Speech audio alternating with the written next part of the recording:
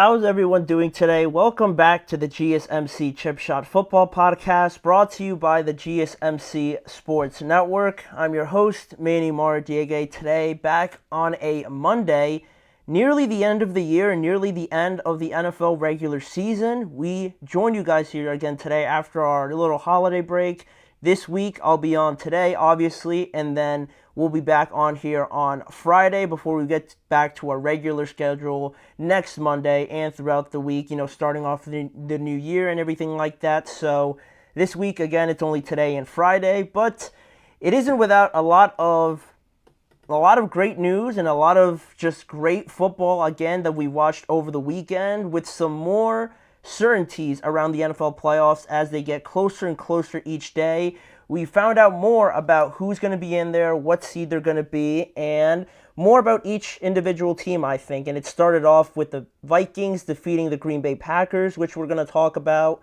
Also, the Falcons taking on the Commanders in a great win for the Commanders to lock up their playoff berth as well. We're going to talk about the Eagles, the Bills, and the Chargers as well, knowing a little bit more about their futures after this past weekend, and some more talk about the Broncos and Bengals and Monday Night Football heading into Monday Night Football tonight. So we have a lot of football to get to, but before we do that, I'd like to remind you guys, if you guys have any questions or comments you'd like to make, or just sharing any opinion, please don't hesitate to do so. Your input and insight is always a big part, and it's a great part of what makes this show even better. We always want to know what you guys are thinking, what you guys have to say. If you guys disagree with anything, please let it be heard during these live shows. And now, if you want to make it absolutely sure that your message stands out and gets featured on the show, there's an easy way to do that just by using the new Super Chat feature. Click the $ at the bottom of the chat box to send in your Super Chat. In this way, it guarantees that your message gets on the air. I'm able to see it, read it out loud, and take the conversation in a different direction, possibly. Again, your support and whatever you guys have to say is always a big part of this show, and we appreciate you guys getting involved with it any which way you can. So go ahead and let us know what you're thinking. Hit the Super Chat button, and let's keep this show as interactive and as exciting as possible. Again, use the new Super Chat feature, click the $ at the bottom of the chat box, and let us know what's on your mind. And our first topic that you guys have the opportunity to do that with is the America Game of the Week that we saw yesterday on Fox. I almost said Sunday Night Football, but this game was one of the more anticipated games, in my opinion. Minnesota against Green Bay. Considering what we saw in their first matchup and how close that was, this game almost played out exactly the same. And Minnesota, knowing the implications and everything that they had to do in this game, to continue on this track to potentially get the number one seed, they did their part. They did their part to set up next week's finale with the Detroit Lions, potentially if the Lions also win later tonight, which could be for the NFC North title and the number one seed in the NFC, again, if the Lions win tonight against the 49ers. But yesterday, we saw the Vikings, focusing more on that game, completing the sweep of the Green Bay Packers. They outlasted Green Bay in a 27-25 victory that, for right now, like I mentioned, kind of connecting it to later with the Lions taking on the 49ers. For right now, before the game starts, the Vikings are the number one seed as things currently stand with a 14-2 record.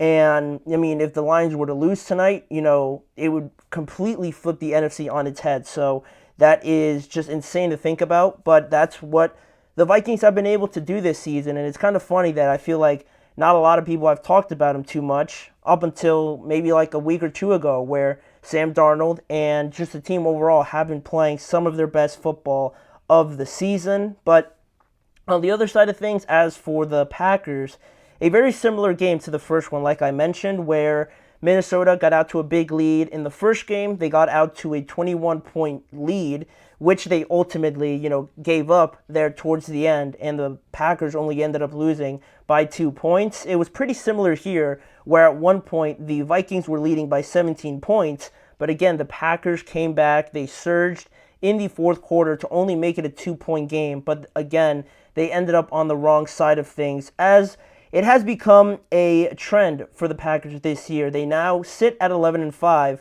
and they'll be either the number 6 seed or 7th seed in the playoffs, depending on some more results next week. But like I mentioned before this, with the 11-5 record that the Packers have and how it's become a little bit of a trend, the loss now for the Packers makes them 0-5 against the top 3 teams in the NFC, the Eagles, the Vikings, and the Detroit Lions. I think that's a pretty consensus thing to say. And, the Lions swept them. The first game wasn't so close, but the second game, the Packers had opportunities to win, but they couldn't get it done.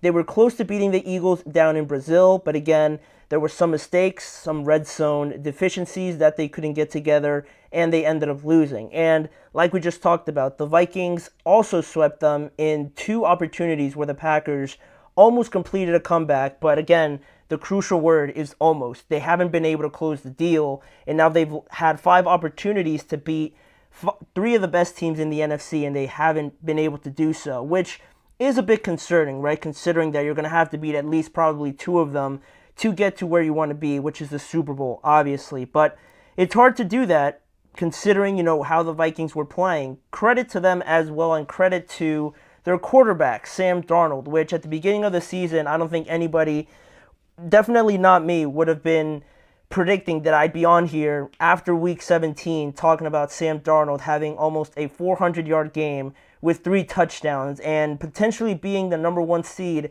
in the NFC. But this game, orchestrated by Darnold and the entire team, was their 9th straight game that they've won, obviously, and the 377 yards by Darnold was a personal best for him as well. So he was a big part of it, but as we look more into the game and really more of how we got to this result and how, the Packers kind of started off slow and then they kind of put it together, it was a bad start by the Packers because on their first drive, arguably their most reliable player, Josh Jacobs, fumbled on their first drive and Minnesota recovered, but luckily for the Packers, they only were able to punt, so really no harm done there, but still a bad start. And Green Bay actually led in this game 3-0 going into the second quarter, but that's when Minnesota scored their first touchdown, and then they took the lead 3-7.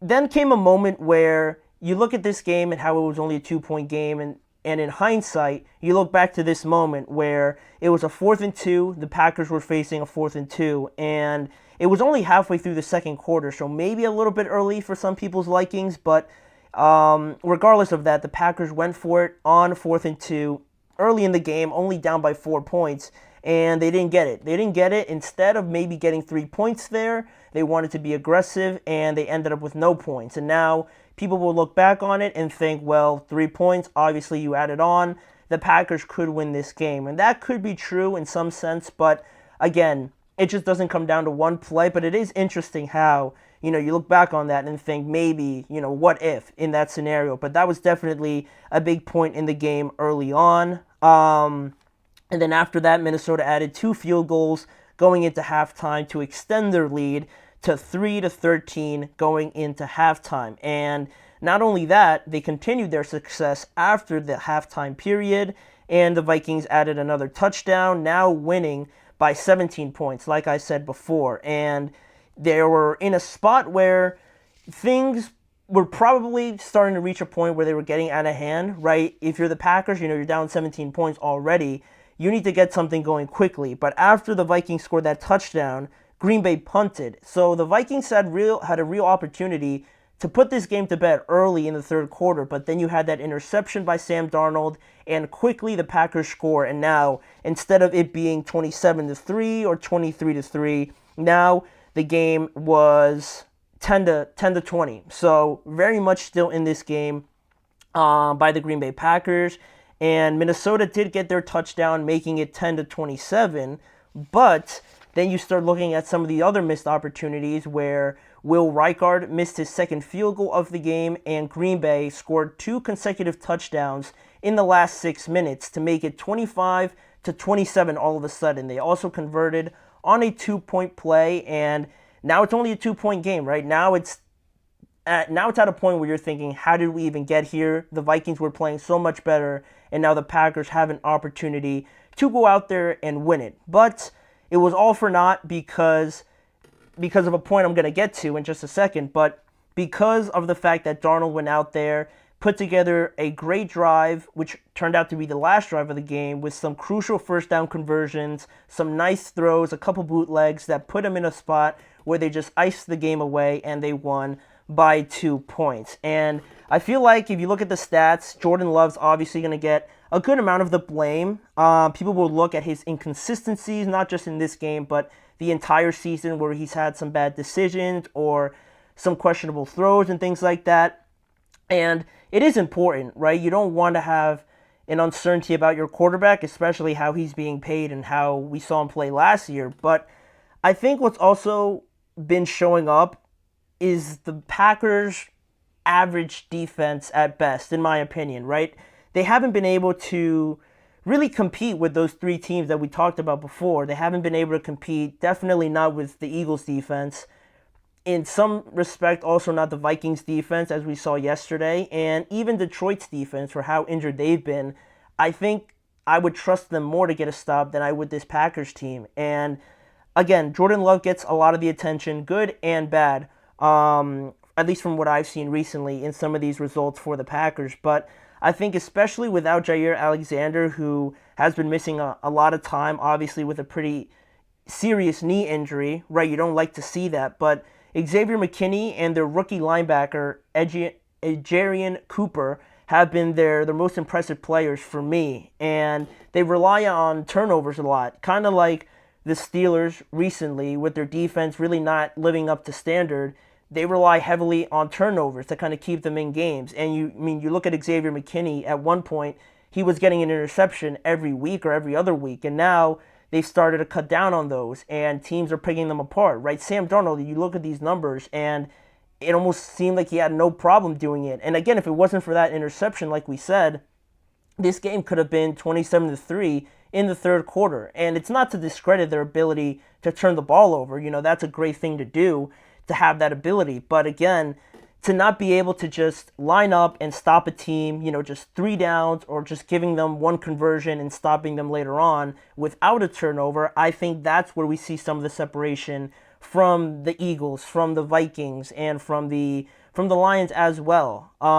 So it is a problem, I would say, that the Packers have to try and, tighten up a little bit. Their defense isn't god-awful, but I think it definitely could be better. And I think that gap that we see between the defenses that I mentioned already, I think that's what's kind of holding them back in these tight games where you might need to get off the field against Detroit. You might need to get off the field against the Vikings like we saw yesterday. They haven't been able to do it. So I think that's something that hopefully they can try and tighten up. It's going to be tough on the road, certainly, against some of these better teams, but we'll see. I mean, they got all the talent on offense, certainly. Josh Jacobs, I felt, didn't get going too much yesterday, but I wouldn't just put it all on Jordan Love. He did look a little bit rattled, a little bit uncomfortable, but I think this defense is also something that people should keep an eye on as we go deeper, now getting into the playoffs. So speaking about that and moving on from this game, speaking about the playoffs, there was a lot of playoff implications last night on Sunday Night Football between the Commanders and the Atlanta Falcons. We got a matchup of 2 rookie quarterbacks yet again, and we're going to talk about how each of them performed and also, obviously, the result with the Commanders winning in overtime over the Atlanta Falcons. So don't go anywhere. We'll be right back with that game after this break.